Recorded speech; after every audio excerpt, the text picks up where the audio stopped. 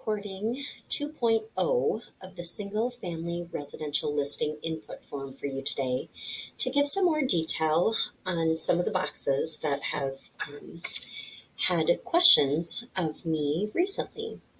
So just as a reminder, there is an overview of this form which talks in detail about page 1 and the signing on here and goes over some of the general essentials in regards to anything on this long and lengthy form that is numbered in a black box is required.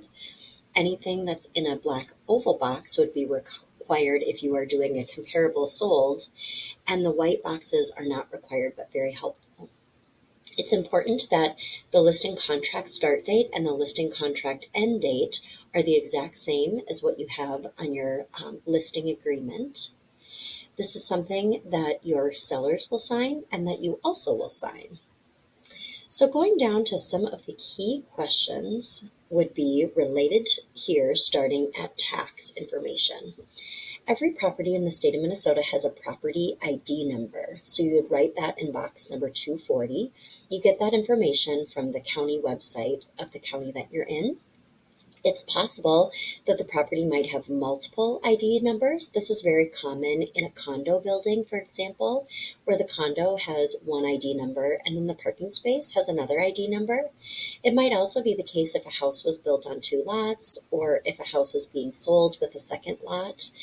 And you would then check in box number 241 that yes, it does have multiple PIDs. Then also on the county information, you can learn what the property tax amount is, and you would write the property tax year in there. It's oftentimes not the year in which you are listing the house. It might be the year prior to that. Your clients will need to identify with the county whether or not this is their homesteaded property or not. And the root cause of this is in the state of Minnesota, citizens could have one homesteaded property in which their property taxes were lower, and any other property they owned, for example, the cabin or an investment property, a commercial property, would be non-homesteaded. So in most cases, you are going to say that, yes, this is a homesteaded property, but you'll want to check that with the county records as well. And then you put in the tax amount that you found on the county records, and you'll also need to check whether there is or is not an assessment pending. Oftentimes it is unknown, but if there are assessments for things such as new streets, new sewer and gutters, that would be something that the city would have given notice to your seller, and they would have made the assessment pending, and they would know of that. You'd want to write on there the assessment balance, because that's something that a buyer is going to negotiate with the seller on if the seller hasn't already agreed to pay it in full. So then you'll notice that there's a tax amount and a tax with assessment amount, and those two things would be added together. Oftentimes when looking at the county records, you'll see that there's a tax amount and then there's an outstanding water bill.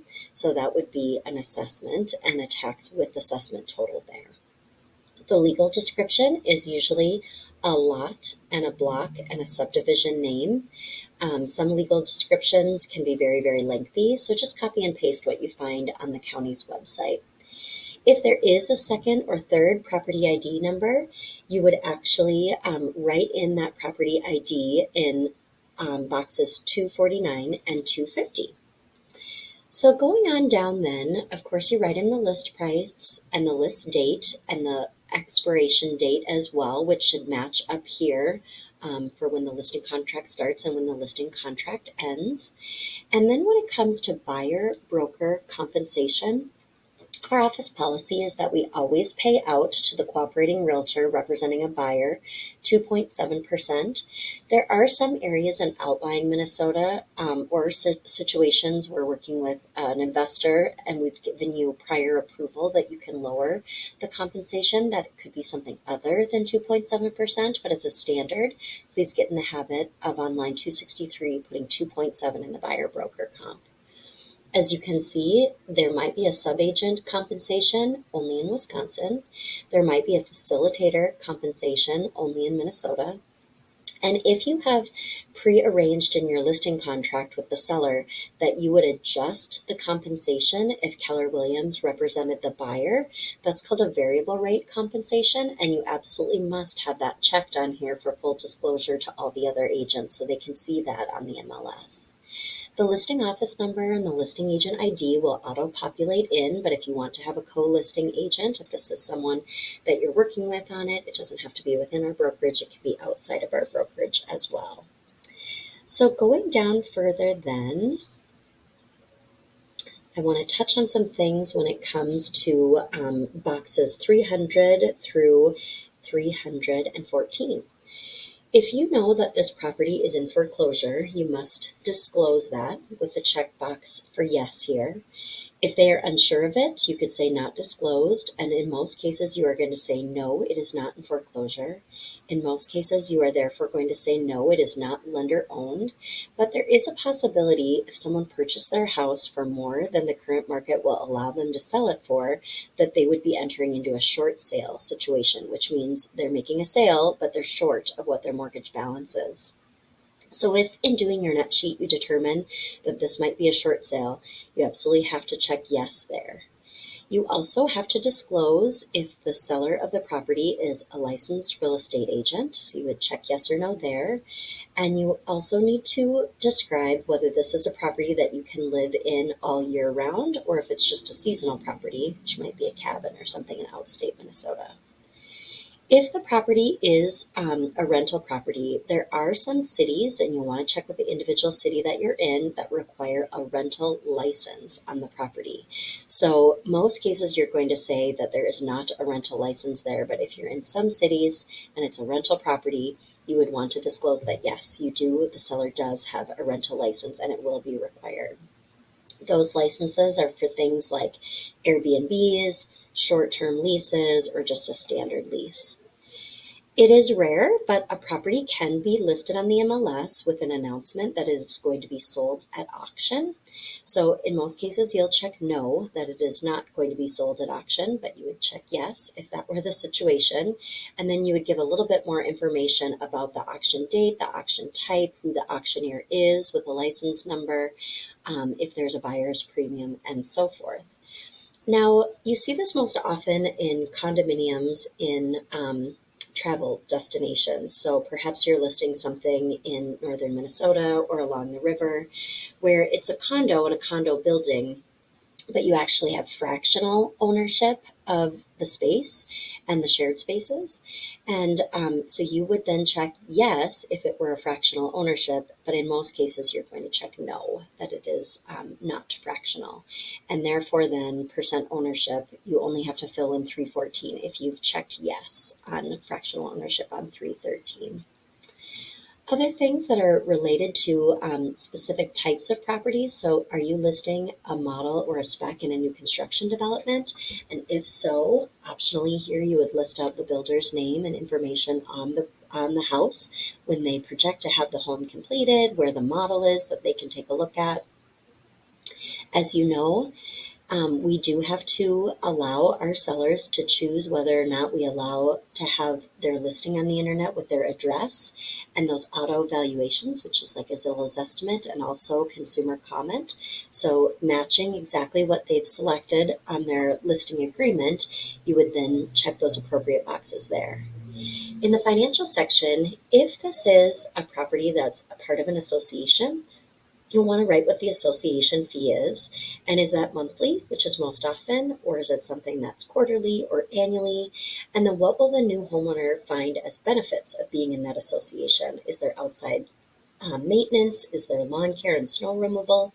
Perhaps it even covers their water. Maybe there's a shared dock or some sort of shared amenities or beach access. You can see that all of this is not required, but it is incredibly helpful to answer questions of potential buyers. It also talks about what the association management name is and what their phone number is. And don't just use the last listing of that property or other listings in the neighborhood. You can use those to give you context and to give you direction, but you really do need to put the responsibility on the seller to get you accurate information of how the new buyer can contact their future new association management company. You'll also, of course, want to put in the room sizes. You'll want to give the measurements of the land, whether it's a certain number of square feet or a certain percent of an acre or multiple acres. And then there are a lot of requirements here for square footage. So you'll need to write in the year that it was built, That's especially important for our lead-based paint disclosure. You'll also need to have the house measured, and there's professional measures who can do this for you, to measure the foundation size, the above ground square footage, the main floor square footage, the below ground square footage. This is all a little bit tricky because some of the below ground square footage oftentimes isn't finished. This even is a requirement that you have to have the garage square footage. So that is where it comes in very handy to have a professional measurer who can do this for you. Other information that's helpful but not required would be the garage door height and width, the overall garage dimensions, and it is important that you disclose whether or not the home is a manufactured home. And if you go to a property for listing and it looks like this might be some sort of prefabbed, very rectangular, very angular, pre-manufactured home, it's incredibly important to contact me as the broker to work through making sure that the house actually comes with the land and that you have proper title on that. There's steps that you need to take place in order to sell that as a part of the real estate, not just as an accessory to the real estate.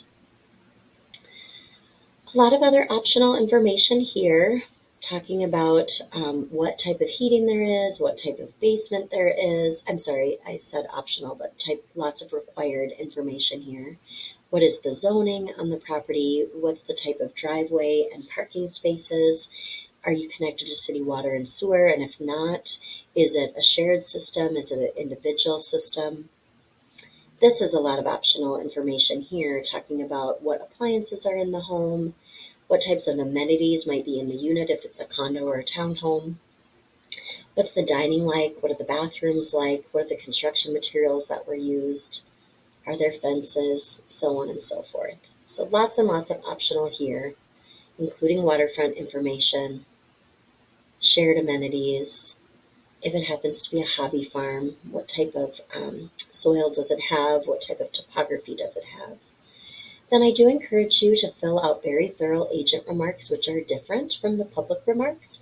Public remarks are going to be those things that you would envision they talk about like they're on HGTV, but the agent remarks can be a lot more specific, a lot more functional in regards to the property. So saying things like, the playset in the backyard is negotiable, or the deck on the back of the house is in bad repair, but the seller is not going to be repairing it prior to closing.